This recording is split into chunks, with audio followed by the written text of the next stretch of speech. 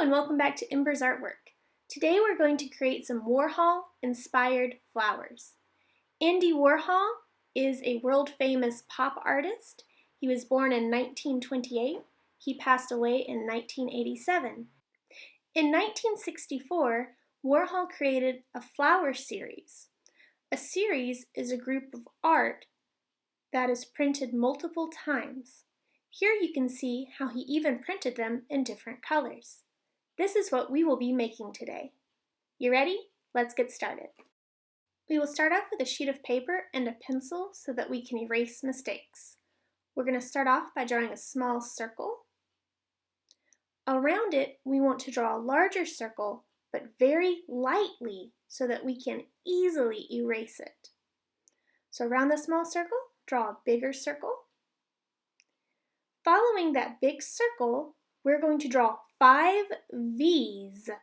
The V point should be pointing towards the center of that small circle.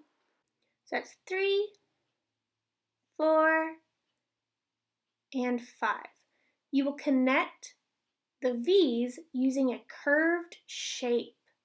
1, from the side of the V to the other V, side of the V to the next V, side of the V, and one more.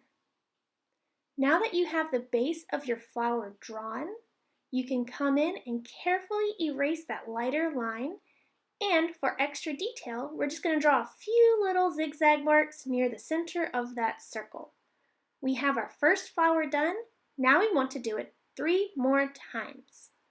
So small circle, bigger, lighter circle around the outside. On the outside of that, we're going to draw 5 V's with the point going towards the center of that circle. Connect the sides of those V's with a curved line. Around the inside circle, add a few little zigzags and erase that outer circle. We have 2 flowers, we're going to draw 2 more. Small circle, large light gray outside, 5 V's with the point going towards the inside of that circle. After you draw your 5 V's, connect the outside of those V's with the curved line for the outside of your flower petals. A few zigzags around the inner circle and erase the light circle you drew. 1 more. Small circle, large light circle around it, 5 V's pointing towards the center, and connect the outside of those V's with a curved line. A few small zigzags around that center circle and erase that light gray line. Now we are ready to start on the background.